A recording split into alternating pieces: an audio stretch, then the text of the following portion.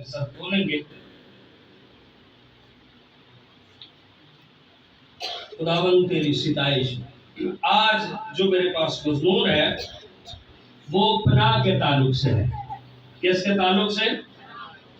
और मेरे दिल में एक बात आ रही थी, दुनिया के अंदर जहां पे या जिस मुल्क में भी कोई मुसीबत आती है, बेरोजगारी होती है, हालात खराब होते हैं, तो लोग सोचते हैं कि ऐसा करते शहर को, इस मुल्क को छोड़कर हम कहीं और चले जाते हैं, हम कहीं और चले जाते हैं ताकि जो हालात वाक़यात है उसको जो है हम बेहतर कर सकें। और फिर कई बार उन मुल्कों में चूंकि जो मुसीबत ज़दा है, जो दुख में है, कई बार कई मुल्क अपने मुल्क में उन्हें घुसने भी नहीं देते और वो सोचते हैं कि वहां पर हमें पनाह मिल जाए। हमें क्या मिल जाए? हमें वहां पे पनाह मिल जाए। लेकिन जहां पर पनाह के लिए जाते हैं वो लोग कहते हैं कि वापस यहां से चले जाओ, आपके लिए यहां पे कोई जगह नहीं। इसके एक सादा सी मैं इन दिनों की मिसाल आपको दे सकता हूं। अभी जब इसराइल और फलस्तीन की जंग शुरू हुई तो उस जंग में जो फलस्तीनी हैं, पैलेस्टीनियन, जितने भी करीब मुल्क हैं, उनसे वो दरखास्त कर रहे थे कि हमें पनाह दो क्योंकि यहां पर बमबारी है, हालात ठीक नहीं, पनाह दो। सब ने अपने बॉर्डर सील कर लिए, अपने बॉर्डर क्या कर लिए। तो आपको पता है उन फलस्तीनियों को फिर किसने पनाह दी? उन फलस्तीनियों को फलस्तीनी चर्चिज ने पनाह दी। किन्होंने पनाह दी? चर्चिज में, कि शायद किसी तरह से क्रॉस के सबब से या किसी सबब से यहां पर हमारे लिए बेहतरी हो। मसीह ने कहा आपके लिए हमारे दरवाजे खुले। और जो इसराइल है उसमें भी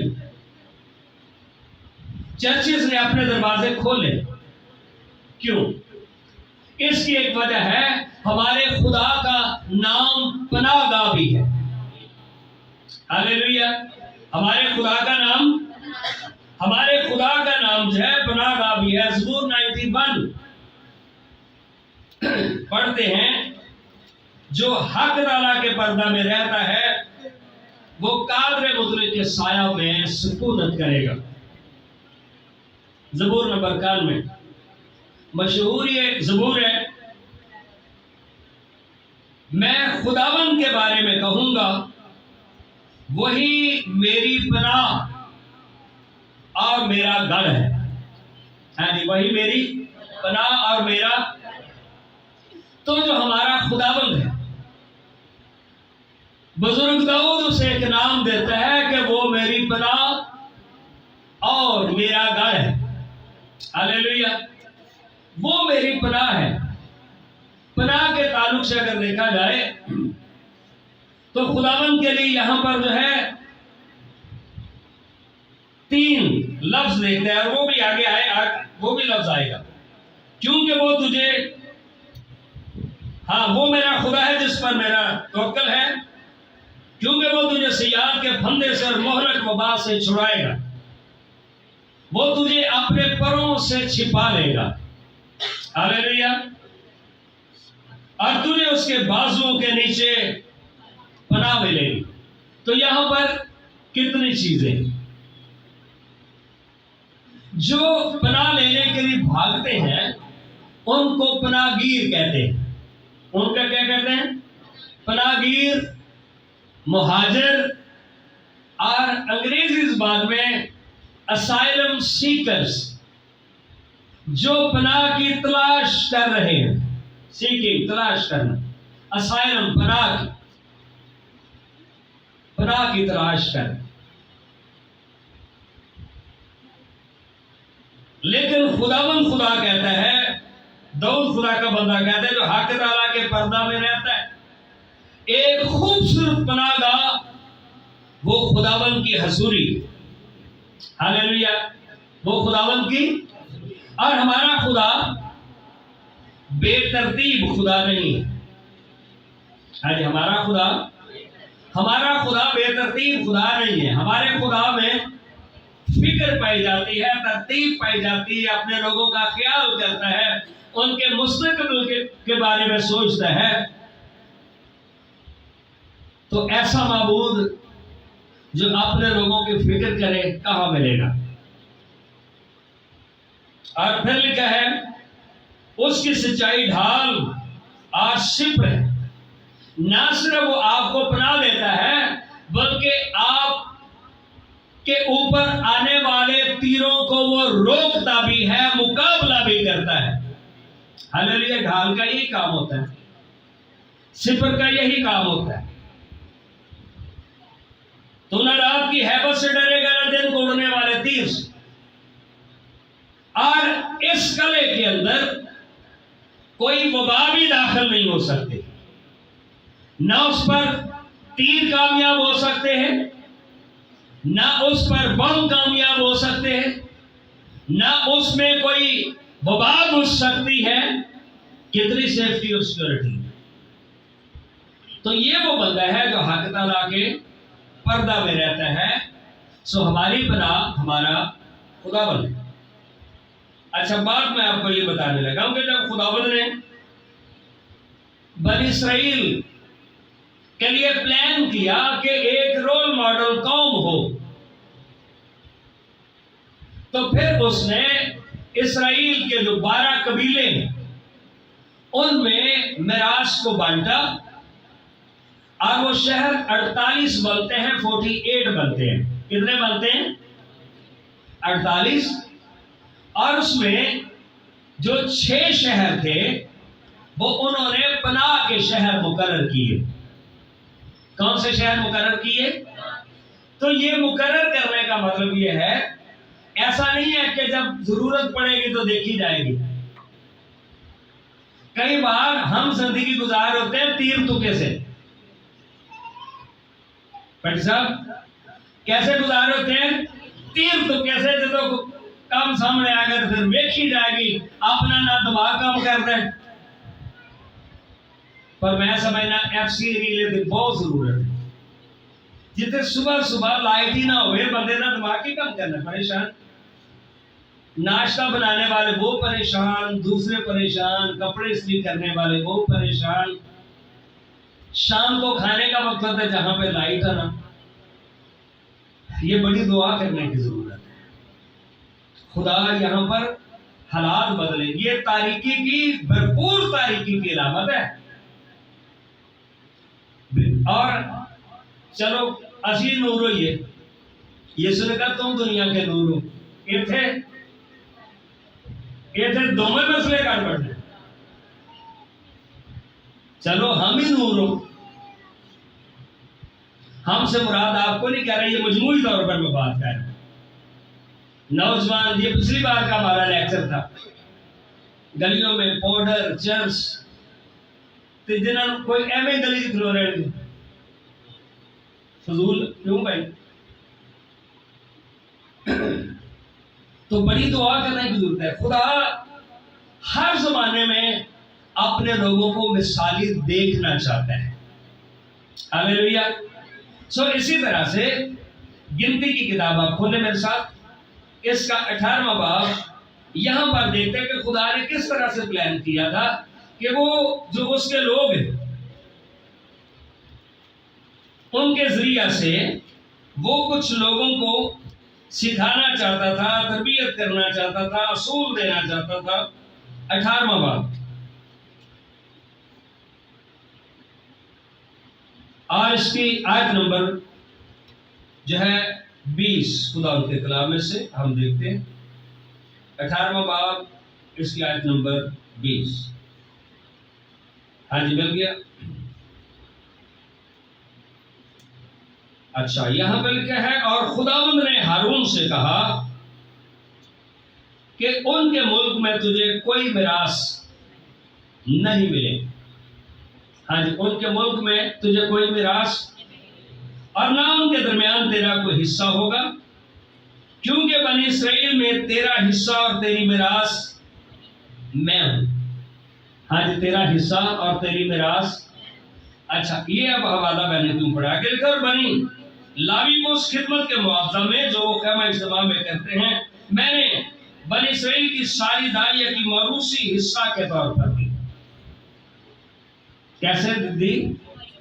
कितनी दाइया की? सारी दाइया की मौरूसी हिस्सा के तौर पर दी।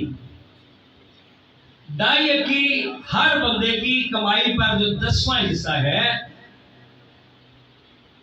वो खुदावंद के खादम का है। वो खुदावंद के असी आते भी वो दाइया की रखी थी, वो असी भेज दी थी फलाने फलाने फलाने फलाने। नहीं, यहाँ पे देखिए बिल्कुल क्लियर। आहो, खिदमत कोई होर करे ते वो भेज दी को जिथे पहले पढ़े काम। ठीक है, आगे लिखा है, और आगे को बनी इसराइल ख़ैमा इज्तिमा के नजदीक हरगिज़ न आए, ताना हो के गुनाह उनके सर लगे और वो मर ना जाए। दूसरी बात, जो लावी हैं उनको खुद अपने आप को प्योर रखना पड़ेगा।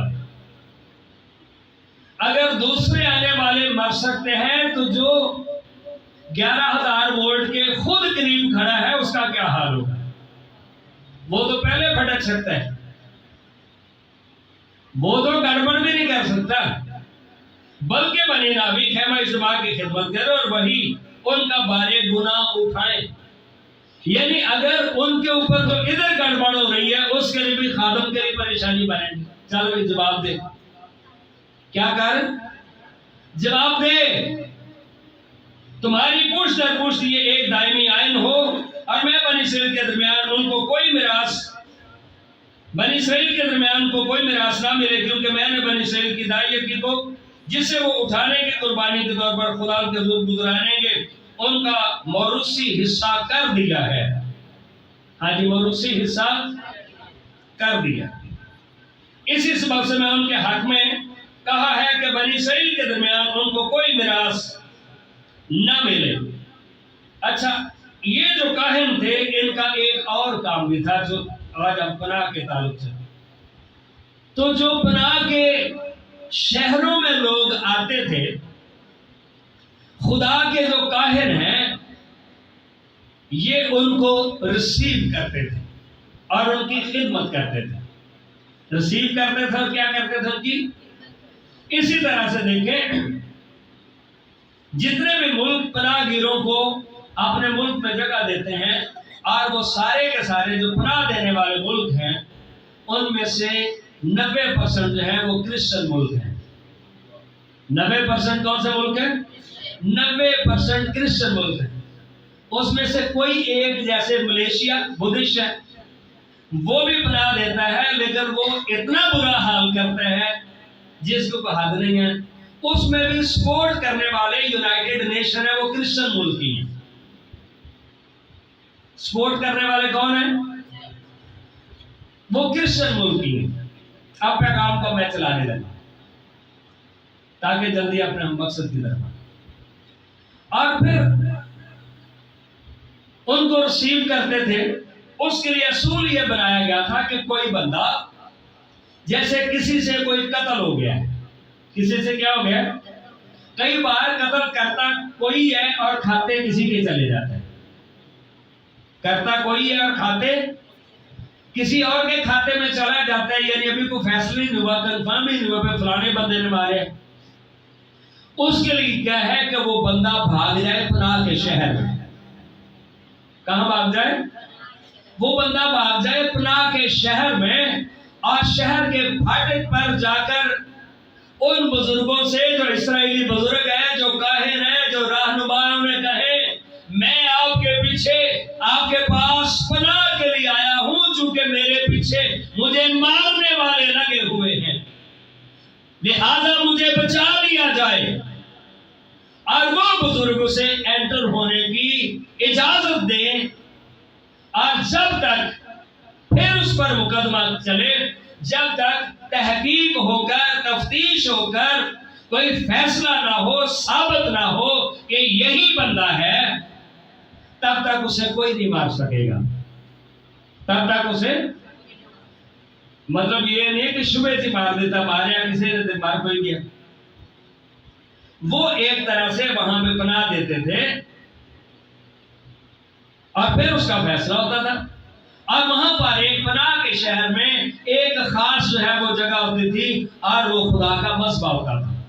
वो खुदा का मस्बा होता था। और जो कोई मस्बा को जाकर छू लेता, इसका मतलब यह है अब मौत का खौफ उसकी जिंदगी से दूर हो गया है। उसे पता है अब मैं खुदावंद के लोगों के पास आ गया हूं, खुदावंद की हजूरी में आ गया हूं, अब मैं मारा नहीं जाऊंगा अगर मैं सच्चा हूं। मैं किसी पनाह में आ गया हूं। तो मतलब और मकसद ये था पनाह के ताल्लुक से। इसलिए खुदा ने कहा था कि तुम ही उनको सर्व करो। लेकिन अगर खादम के पास कुछ है ही नहीं, खादम क्या सर्व कर सकता है, किसी की खिदमत कर सकता है? मिसाल एक दे, तो इसलिए कहा था कि सारे बाकी 11 कबीले क्या करें, इस कबीले को जो खिदमत गुजार हैं, जो लावी हैं, अपना 10वां हिस्सा इनको दें। अपना 10वां हिस्सा इनको दें। पिछली जगह भी एक चर्च में मैं गया, कलाम वहां पे सुनाया, इतवार की इबादत में हदिया हुआ 920 रुपए। कितना? हालत देखो फिर की हो सकती,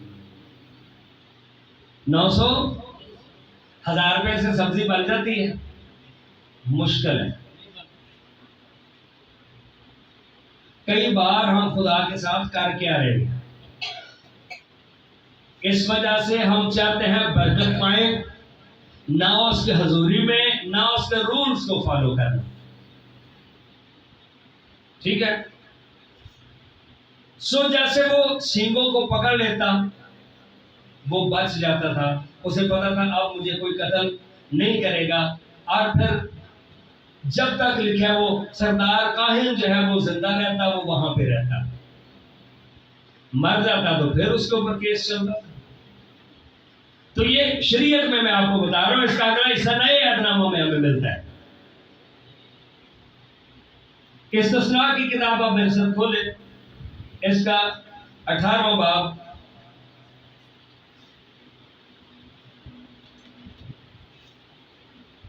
इसकी पहली और दूसरी, फिर इस्तिस्ना 33वीं की 10वीं में देखेंगे।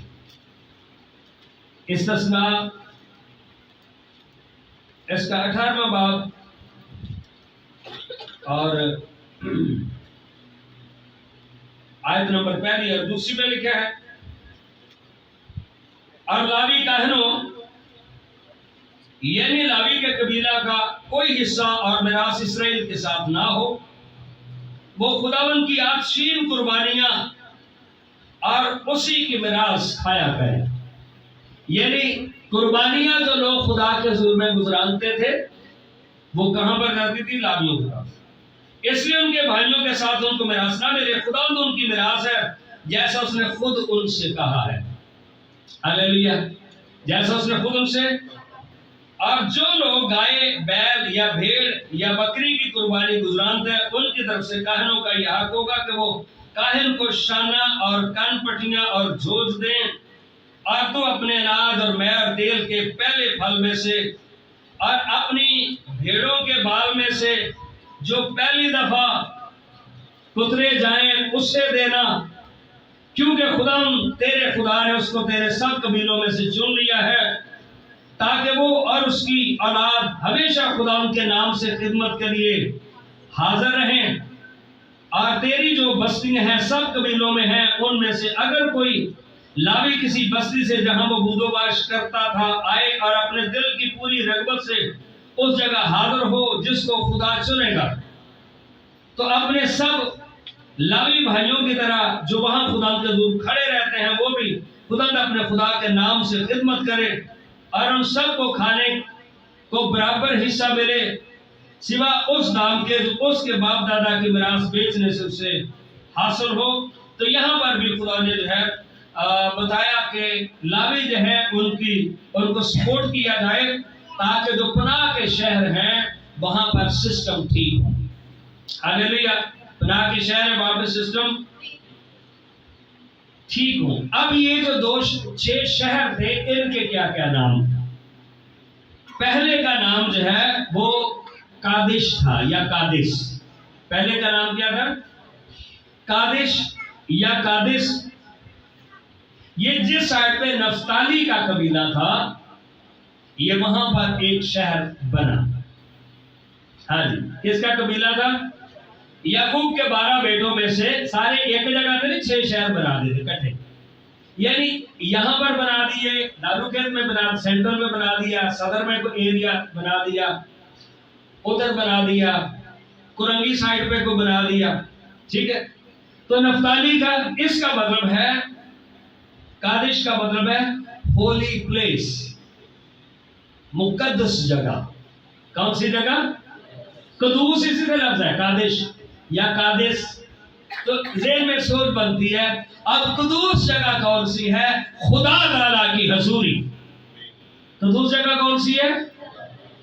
पहला जो शहर है नफ्ताली को जहां पे बसाया था उधर एक कादिस लिखा, खुदा कादिस से आया, नफ्ताली का कबीला, जिसका मतलब है मुकद्दस मकाम। हालेलुया। तो अगर कोई बंदा मुश्किल में है, मुसीबत में है, तो वो खुदावंद कदूस के पास आए ताकि रिहाई पाए और महफूज हो। हालेलुया। पहला शहर। दूसरा था सिकम। दूसरा शहर कौन सा था? और ये मनस्सी के मगरबी तरफ था। मनस्सी का कबीला जहां पे था उसके मगरब की तरफ। किसकी तरफ? मगरब की तरफ। और इसका मतलब है मजबूत कंधा, स्ट्रांग शोल्डर, मजबूत। याद रखें जब कोई बंदा मुश्किल में है, परेशानी में है, सख्त दुख में है, वो चाहता है कि उसकी कोई सुने, उसको कोई। फिर जो सुनने वाला है वो क्या करता है? अपने बाजू खोलता है और उसका सर अपने सीने या कंधे पर रखता है। याद रखें दुनिया में आप सबके सामने रोर पीट के देखें, दुनिया आपका मजाक उड़ाएगी। सिर्फ स्ट्रांग शोल्डर, मजबूत कंधा, जिंदा खुदा का है जो आपको अपनी छाती से लगाएगा, आपके आंसू पूछेगा और उसका इलाज भी आपको देगा। हालेलुया। उसका आपको इलाज भी देगा। रिश्तेदार ने जैसे कफराना आया थे, गरीडू बहा के ते चला गया थे, देता भी कुछ नहीं, ते फिर वो रिपोर्टिंग करने दिखा दी दिन लोड़। या तो है ना कि मैं पाई कटे 20,000 जेब चोते, मैं कह जा तेरा मसला हल हो। जो तो दिखते भी नहीं तो एवे रिपोर्टिंग बेचारे ने। तीसरा शहर हबरून। तीसरा शहर की थी हबरून। ये था जिधर जद के कबीला को बसाया गया था।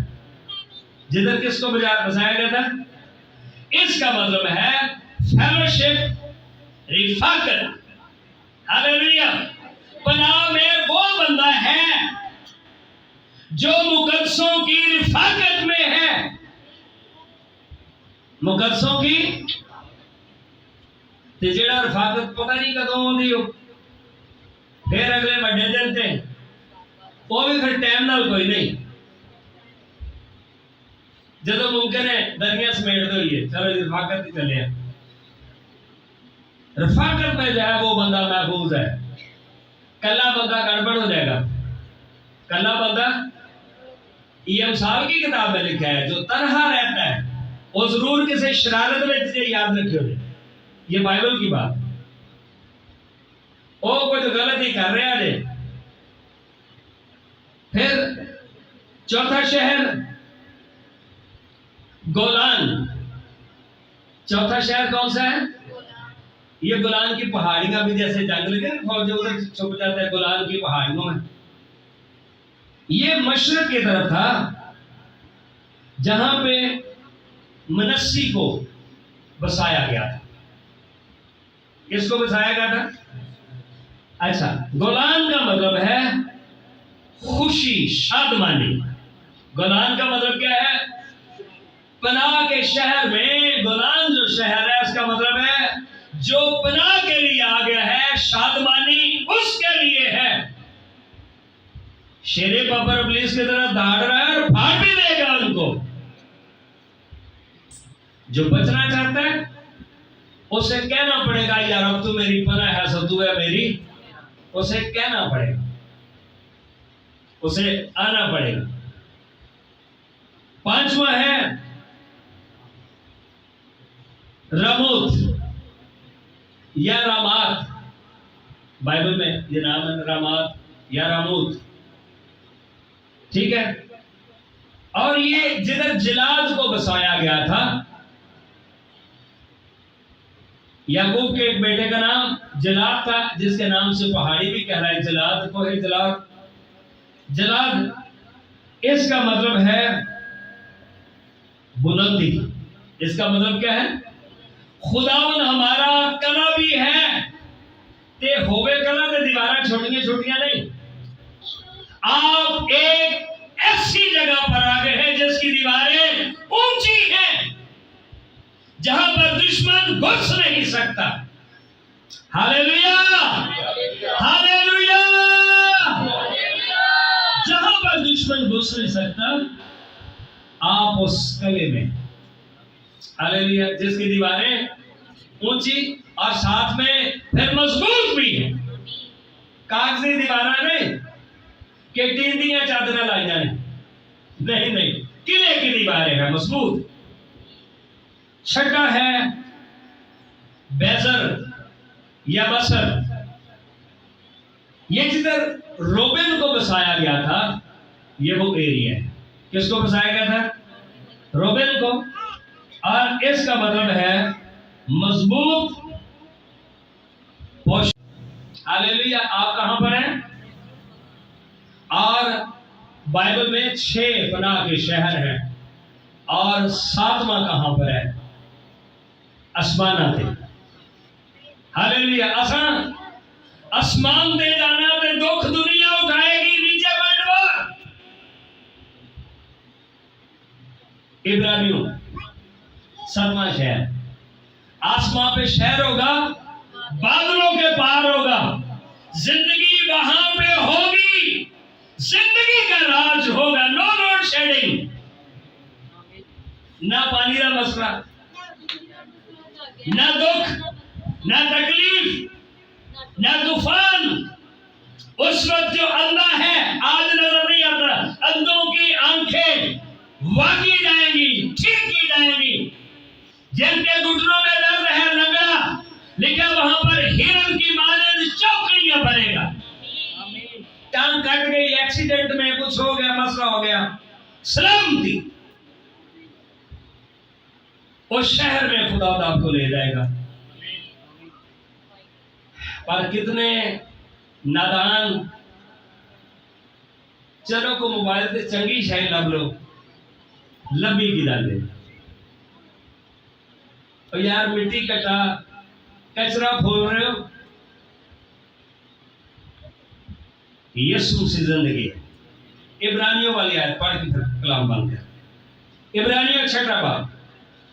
इफ्सियों में भी है बड़े वाले, जिसमें कि हमारा वतन आसमान पर है, अब हम परदेसी और मुसाफिर। अब परदेसी और मुसाफिर नहीं रहे, हमारा वतन आसमान पर है। इब्रानियों 6 बाब।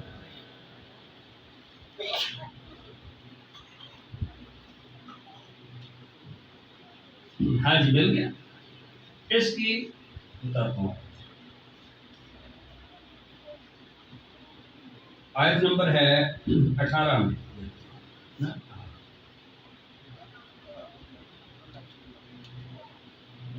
अब्राहम की बरकतों का इधर यहां पर जो जिक्र किया गया है, और 17 से पढ़ते हैं। इसलिए जब खुदा ने चाहा कि वादा के वारसों पर और भी साफ तौर से जाहिर करे कि मेरा इरादा बदल नहीं सकता, तो कसम को दरमियान में लाया, ताकि दो बेतब्दील चीजों के बायस, आज दो बेतब्दील बातों के बायस, जिनके बारे में खुदा का झूठ बोलना मुमकिन नहीं, हमारी पुख्ता तौर से दिल जमी हो जाए, जो पनाह लेने को इसलिए दौड़े हैं कि उस उम्मीद को जो सामने रखी हुई है। हाँ जी, पनाह लेने के लिए फिर भाई पीछे कत्ल करने वाले लगे हैं, तो बंदा जा रहा है फिर ढूंढता कुछ कि फलाने में मिल लूँ, सलाम कर लूँ, फलाने को बता के जाऊं मैं इधर जा रहा हूं। नहीं नहीं नहीं नहीं, वो तो फिर भागता है, ठीक है ना, वो भागता है। अब लिखा उम्मीद सामने रखी हुई है, कब्जा में लाएं, वो हमारी जान का ऐसा लंगर है, वो हमारी जान का, ये आगे का और खुदा का नाम आ गया लंगर, एंकर। जब कश्ती समंदर में होती है, खतरा हो जाए, कंट्रोल से बाहर हो जाए, फिर बड़े बड़े उन्होंने लंगर को चारों तरफ फेंकते हैं, तीन तरफ नहीं, ताकि बड़ी तेज लहरें भी कश्ती को डुबा ना सके। या कई बार जब कश्ती किनारे पे लंगर नाव होती है, तो फिर लहर वापस आती किनारे पर, बड़े प्रेशर के साथ फिर वापस जाती है, तो इसलिए भी लंगर डालते हैं। जो पनाह के लिए खुदावन के पास आ गया है, उसकी जिंदगी, उसका घराना, उसका सिस्टम, खुदावन जो आपका लंगर है, उसने कंट्रोल कर लिया है, आपको कोई हिला नहीं सकता। हालेलुया। जो साबित कदम और कायम रहता है, पर ये इंसानी लंगर में जो टूट जाए, ये खुदा का लंगर और पर्दा के अंदर तक भी पहुंचता है। हालेलुया। कहां तक? पर्दा के, जहां यीशु हमेशा के लिए मलके सिदक के तौर पर सरदार काहिन बनकर, पर ये वो वाला काहिन है जो अब्दुल्लाबाद जिंदा है, इसलिए यीशु पनाह के शहर में आपका ज़ामिन है, वो हमेशा जिंदा है, इसलिए आप पर मौत काबिज नहीं होगी, आपका काहिन जिंदा है। हालेलुया। हमारा मुकदमा यीशु पर चल गया, हमारे गुनाह यीशु मसीह ने उठा लिए, हमारे इल्जाम झूठे या सच्चे हों, यीशु मसीह ने अपने ऊपर ले लिए। सलीब के वसीला से आज हमारी निजात का सींग यीशु मसीह की सलीब है, जिसे जाकर हम थाम लेते और बच जाते। हालेलुया। सरदार काहिन बनकर हमारी खातिर पेश रो के तौर पर आगे लिखा दाखिल हुआ, हमारा काहिन आसमान पर। 7वां शहर में कितने दसिया सी? 7वां पनाह दा शहर आसमाना। खुदा आपको बरकत दे।